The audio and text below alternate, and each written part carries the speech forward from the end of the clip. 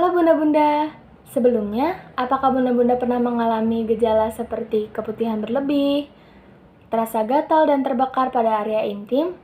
Mungkin bunda-bunda mengalami gejala penyakit menular seksual loh. Saya akan membahasnya di video berikut ini. Assalamualaikum warahmatullahi wabarakatuh. Perkenalkan, nama saya Ruriana dengan NIM 2250331071. Saya mahasiswi dari Kebidanan D3. Di sini, saya akan menjelaskan sedikit mengenai penyakit menular seksual. Penyakit menular seksual adalah infeksi yang ditularkan melalui hubungan intim. Hubungan intim di sini bisa berupa vaginal, anal, ataupun oral. Penyakit ini juga bisa ditularkan melalui transfusi darah atau pemakaian jarum suntik yang bergantian. Umumnya, penyakit ini ditandai dengan ruam, lepuh, keputihan, dan lain-lain pada area intim. Dan jika penyakit ini tidak segera diobati, maka bisa menyebabkan komplikasi berupa kemandulan hingga kanker leher rahim.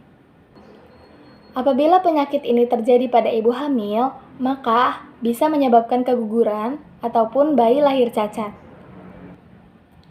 Penyebab dari PMS ini dapat disebabkan oleh infeksi bakteri, virus, jamur, ataupun parasit.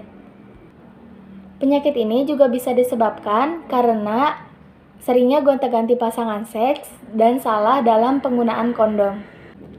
Berikut saya akan menyebutkan jenis-jenis dari penyakit menular seksual ini. Yang pertama ada sifilis atau raja singa. Sifilis ini disebabkan oleh bakteri Treponema pallidum, dan penyakit ini berupa luka pada alat kelamin dan mulut. Yang kedua, ada gonore atau kencing nanah. Gonore ini disebabkan oleh bakteri Neisseria gonorrhoeae.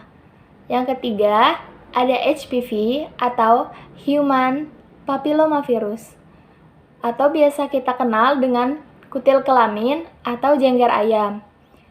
Kutil kelamin ini berupa tumpukan daging pada bibir vagina ataupun pangkal penis.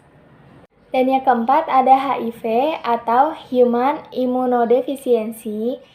Penyakit ini menyerang imun manusia, dan HIV ini jika tidak segera diobati, maka bisa berkembang menjadi AIDS loh bunda-bunda.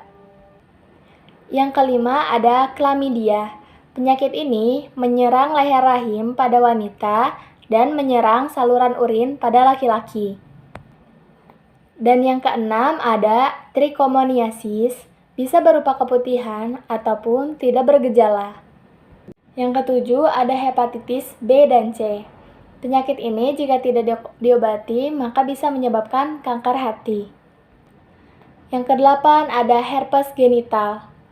Yang kesembilan ada LGV atau singkatan dari lymphogranuloma venereum. Dan yang terakhir ada granuloma inguinal. Lalu, penyakit-penyakit di atas juga bisa menimbulkan gejala seperti berikut. Yang pertama, benjol, luka, lepuh sekitar vagina, anal, dan oral, juga selangkangan. Yang kedua ada rasa gatal yang berlebih. Yang ketiga ada rasa terbakar ketika buang air kecil ataupun hubungan intim. Yang keempat keluar nanah dari penis ataupun vagina. Yang kelima ada nyeri perut bagian bawah. Yang keenam ada demam atau menggigil.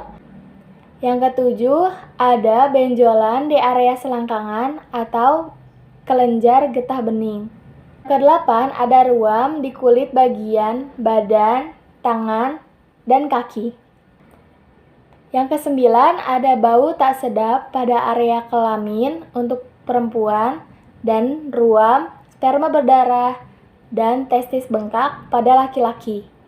Bila bunda atau suami bunda-bunda merasakan gejala-gejala di atas, maka harap segera hubungi dokter ataupun bidan terdekat untuk mengetahui apakah bunda-bunda mengalami penyakit menular seksual. Berikut saya akan menyebutkan beberapa cara pencegahan dari penyakit menular seksual. Yang pertama adalah setia pada satu pasangan dan tidak bergonta-ganti. Yang kedua, melakukan vaksin hepatitis B dan vaksin HPV.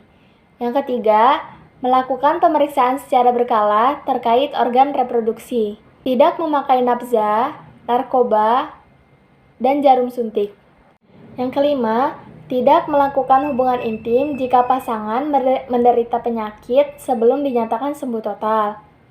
Yang keenam, menjaga kebersihan organ intim, misalnya setelah buang air kecil atau buang air besar, mengelap area organ intim dengan bersih dan kering. Yang ketujuh, berhati-hati dalam memilih pasangan. Pencegahan yang terakhir adalah menjaga pergaulan dan tidak berhubungan intim sebelum menikah. Mungkin cukup sekian yang bisa saya sampaikan, kurang lebihnya mohon maaf. Semoga apa yang saya sampaikan bisa bermanfaat untuk bunda-bunda semua dan juga bisa mengurangi resiko penyakit menular seksual. Kita harus lebih mendekatkan diri kepada Sang Pencipta agar bisa terhindar dari pergaulan bebas. Billahi taufiq wa hidayah. Wassalamualaikum warahmatullahi wabarakatuh.